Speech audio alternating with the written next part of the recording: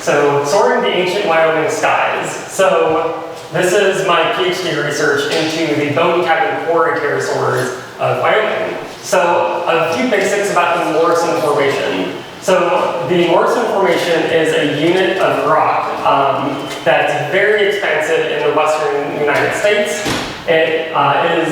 It's dated to the late Jurassic period, so about 156 million years ago to 146.8 million years ago at the upper and lower bounds.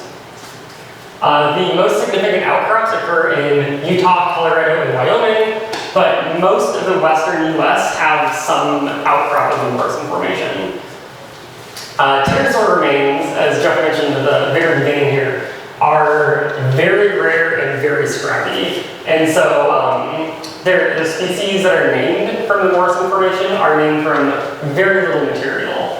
And there are only a handful of genera and of species named, and even a few of those are what we call Roman dubium, which means it's an invalid name. It's a name we don't use it anymore because we decided there's not actually enough material there to warrant a whole new species. For example, this is the holotype wrist bone of Comodactylus. It's a pterosaur. It was not this big in life. It would have been a couple inches long, probably, and would have been belonged to a pterosaur that had a 2.5-ish meter wingspan.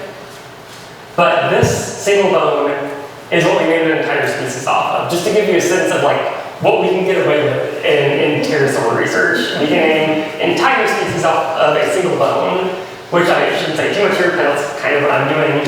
But this is one example of something that we kind of decided that it's a single finger bone. It's not very diagnostic, so because they all kind of look the same at the species level.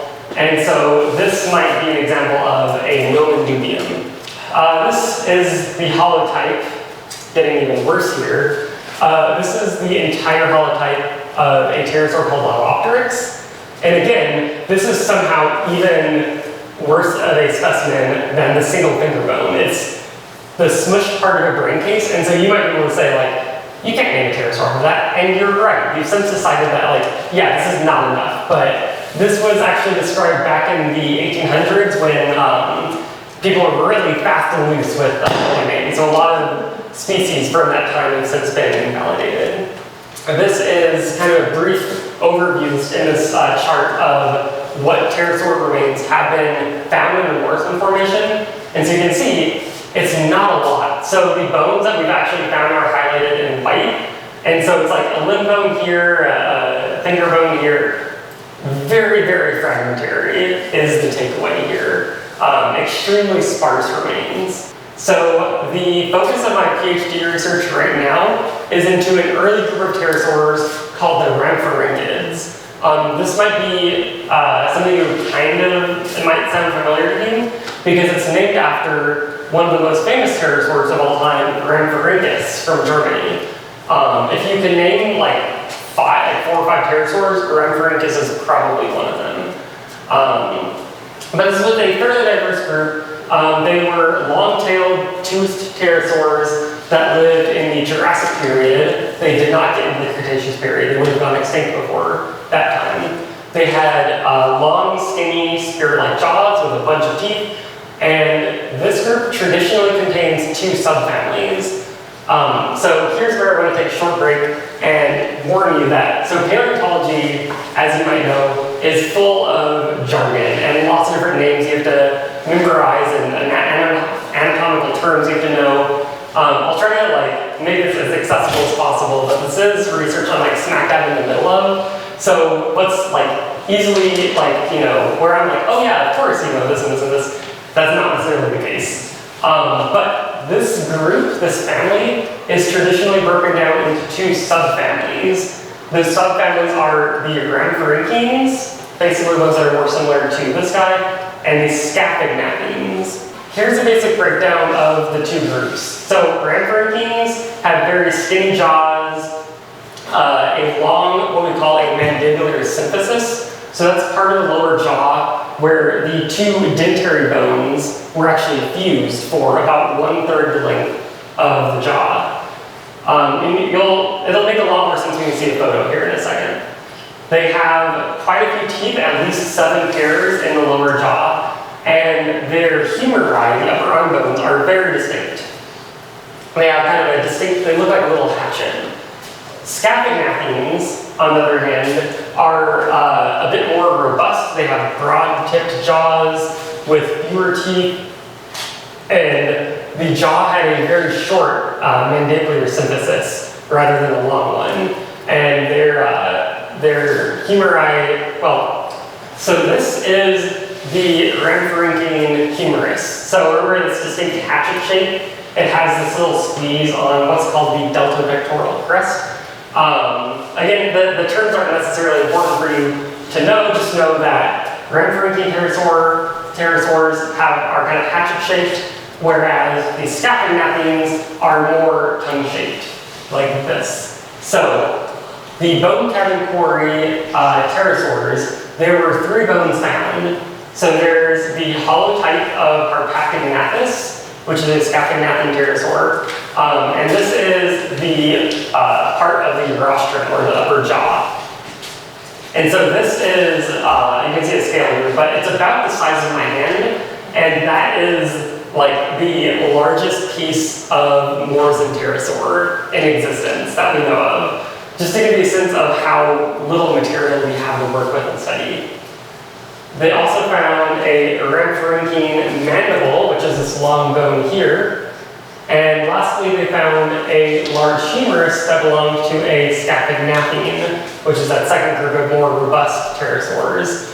So this is a humerus. You can see, unlike the Ramphorhychidae style humerus, the Scaphognathine humerus is not quite hatchet-shaped as much as it is tongue-shaped. So there are a few important features that are going into this research that I want to look at. And the first one is this delta pectoral crest. So it's the, it can also be called the deltoid process, but it's basically part of the upper arm that would have served as an attachment point for flight muscles, which is why it's so distinct in pterosaurs, these flying animals. So I already mentioned that the hatchet shape versus tongue shape, and since this is a kind of a tongue shape, we know that it's probably a Scaphognathine humerus. Something else that has been baffling to me about the specimen, looking at the lower half of the humerus, are the condyles. So the condyles are all these bumps and ridges at the bottom of this bone, but they are incredibly well developed. They're huge. We don't see anything like this in closely related pterosaurs. In similar pterosaurs, it's like this part of the bone is really, it's kind of wimpy, and it's not really notable at all, but this thing has a massive lower end. And so that has to be used for something, right? And so my first thought is like, oh, maybe this suggests that this animal would have been walking around on the ground more, like maybe it was even flightless, I have no idea. Unfortunately, there's not been a lot of research done into this area of pterosaur research in general, so there's not a lot of literature or specimens I can really compare it to. And in addition, we only have this single bone, which makes any like solid implications pretty difficult, but it is really notable that it has massively enlarged condyles.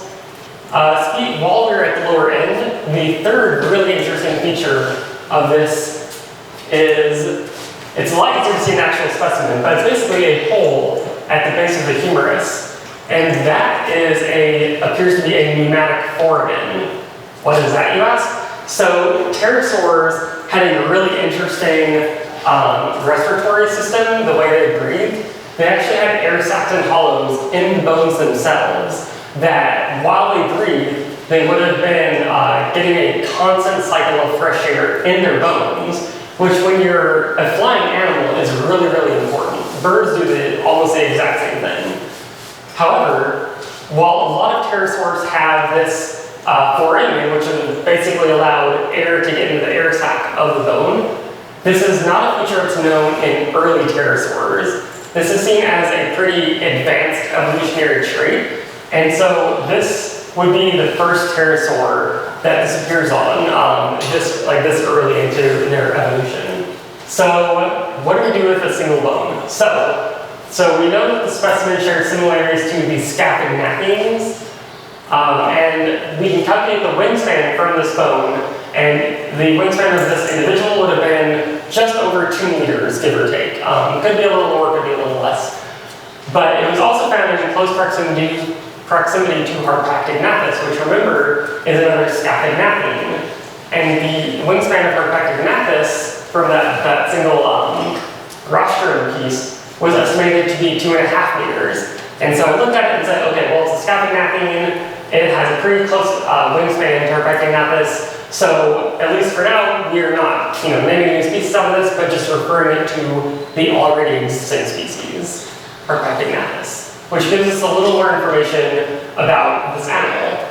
So this is what we're really excited to talk about. This is a single isolated lower jaw of a Ramphorhychidae pterosaur. We know it's a Ramphorhychidae because it's very long and skinny and has a long mandibular symphysis. But the specimen is moderately crushed, or maybe even severely crushed, you could say, which obscures some of the details, which would be helpful when I'm describing it, but alas, people will with what we have. But this animal would have been pretty similar to the Ramphorhychidae, which I mentioned earlier. So if you see this is basically what this animal would look like. Wingspans of less than 2 meters, so between like maybe 4 or 5 feet or so. Nothing like this has been found in the Morrison Formation. We are actually able to erect a new genus and species off of this. So what makes this species unique? So the species has at least 7 teeth in each dentary. The reptile jaw is made up of several different bones, and in really good specimens, you'd actually be able to see what are called sutures, so basically the boundary between the bones. If you see those boundaries and they're really clear, you know it's a juvenile, because when the specimen, as it becomes an adult, those little pieces of cartilage will fuse and then they'll kind of be invisible. And so we don't see any sutures on the specimen, and that could mean either it's a fully mature individual or it's just too damaged to see them. I suspect just based on the size that it is a mature individual. So this specimen also has a toothless tip. We can compare it to the lower jaw of Ramphorhychidae and note how far back the teeth go. So each of these round little things is a tooth socket. And you can see it again, the specimen is damaged, so I say this tentatively, but the teeth only appear to go back to here, and it has 7 of them. Whereas Ramphorhychidae, on the other hand, is a very famous pterosaur that we have hundreds and hundreds of specimens of, has 7 teeth that go all the way back to, like, 2/3 of the way back to the jaw. But this specimen has all the teeth kind of crammed forward towards the front, which is really interesting. Okay, so this green line I just highlighted is what's called the mandibular symphysis. So again, you have these two the sides of the jaw, and then they meet up and fuse for about 1/3 of the length of the entire jaw. This specimen also has the front, the very tip of the jaw, has no teeth in it. And both of those things are very distinctive traits of the Ramphorhychidae pterosaurs. So that's how we know that it belongs to that group. It's basically a very long, skinny pterosaur jaw. Here I highlighted a little better the teeth, alveoli, or the tooth sockets, and the shape of them is also very distinct from what we see in Ramphorhychidae. The teeth are really small, they're kind of compressed side to side, and very closely spaced again, and they only go back to here. Now, again, this could be damaged, so like if there were other teeth, we wouldn't be able to see them, but as far as we can tell, it only had 7 teeth. And even if it had more, it would still be a very distinct pterosaur due to the size of the teeth and the spacing of the teeth. So, in summary, I described a large pterosaur humerus found at Bone Type and Quarry, and we are referring that to the existing species Harpactignathus, which is a 2.5 meter wingspan pterosaur. And we also are describing a new genus and species of Ramphorhychidae pterosaur. I can't release the name yet because the paper is still being worked on, But I'm really excited to like eventually be able to announce the name. And the tooth spacing and the fact that it's in the Morrison Formation are what some of the things that make it distinct compared to all other known pterosaurs.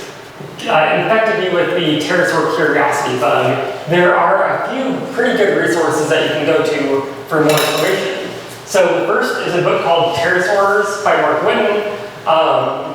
It was written several years ago, but he's one of the leading pterosaur experts. So I highly, highly recommend that book if you want to know more. There's also very recently, like literally a month and a half ago, there's a book called The Princeton Field Guide to Pterosaurs released by a man named Greg Paul. I don't agree with all of his classification stuff, but if you want like a hot off the presses pterosaur book, this is the one to get. Now there's also some sources I would recommend avoiding at all costs, and that is a man by the name of David Peters. So David Peters is I would hesitate to call him a paleontologist. But I could talk to you for 10 or 20 minutes about what's wrong with this guy, but basically, literally no credible paleontologist, acknowledges him.